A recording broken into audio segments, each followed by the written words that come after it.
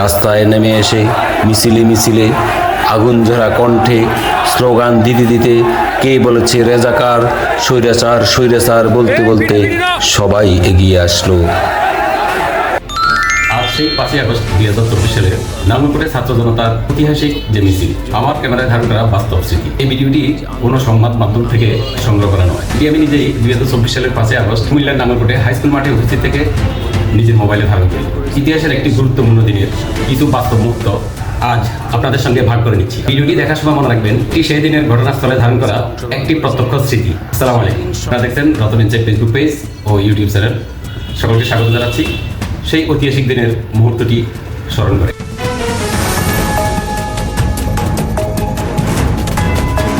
আমার কাছে এটি ছিল এমন একটি মুহূর্ত যা ভবিষ্যতে ইতিহাসের অংশ হয়ে থাকবে। আজ সেই দিনে 2 বছর পর এই ভিডিওটি প্রকাশ করার একমাত্র উদ্দেশ্য একটি ঐতিহাসিক দিনের স্মৃতি সংরক্ষণ করা। একত্রিত হয়েছিলাম সকল সমন্বয়ক, শিক্ষক, শিক্ষার্থীবৃন্দ। সেখানে যারা যারা অংশগ্রহণ করেছে সকলেই ম্যাক্সিমাম আমি দেখেছি তরুণ। আজ আমি কোনো বিশ্লেষণ নয়, বরং আমার নিজের চোখে দেখা একটি ঐতিহাসিক দিনের স্মৃতি আপনাদের সামনে তুলে ধরব। 2024 সালের 5ই আগস্ট বাংলাদেশের সাম্প্রতিক ইতিহাসে বহুল আলোচিত একটি দিন।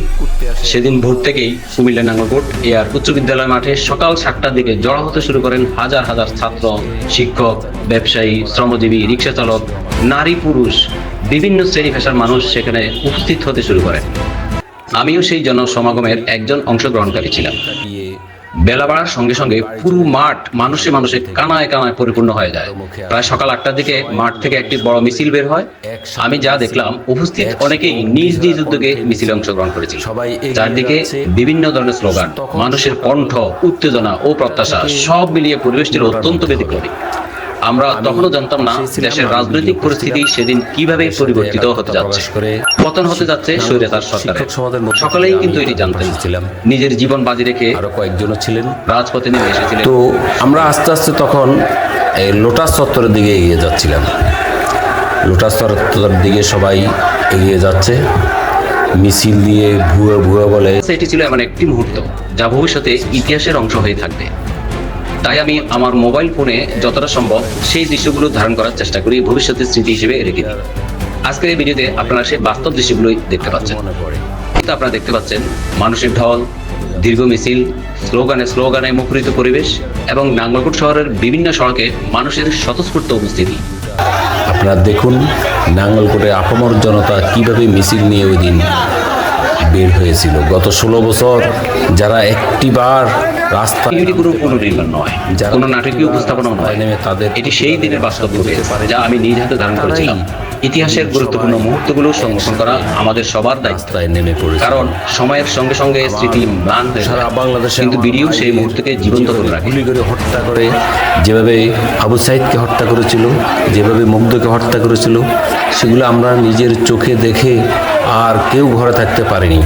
সবাই নেমে পড়েছিল রাস্তায় নেমে এসে মিছিলে মিছিলে আগুন ঝরা কণ্ঠে স্লোগান দিতে দিতে কে বলেছে রেজাকার, স্বৈরাচার স্বৈরাচার বলতে বলতে সবাই এগিয়ে আসলো।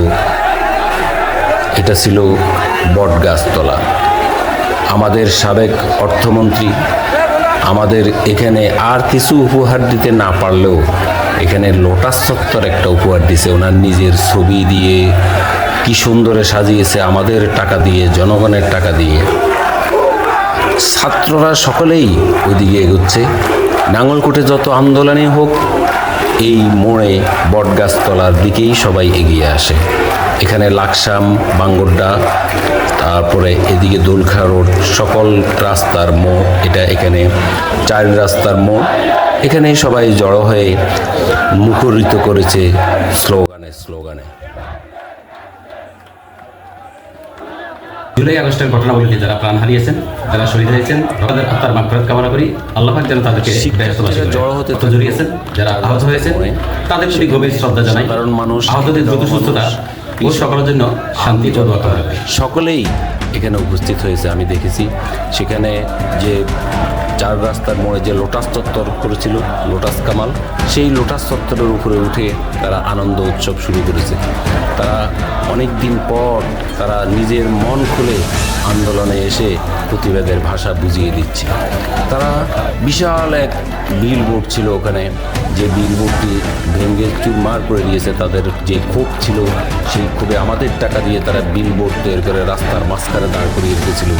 আমরা শুধু চেয়ে চেয়ে দেখতাম, জনগণ শুধু সেটা চেয়ে চেয়ে দেখত। তাদের ক্ষোভ, তাদের যেই মনের যে ক্ষোভ ছিল, সেই ক্ষোভটি তারা ওই বিলবোর্ডটি ভেঙে চুরমার করে দিয়ে তারা দেখিয়ে দিল যে আমাদেরকে তোমরা এতদিন শাসনের মধ্যে রেখেছিলে, আমাদের হাতের মধ্যে শিকল বেঁধে রেখেছিলে, সেই শিকল আজকে আমরা চুরমার করে ভেঙে দিয়ে দেশকে নতুন স্বাধীনতা এনে দিব ইনশাল্লাহ।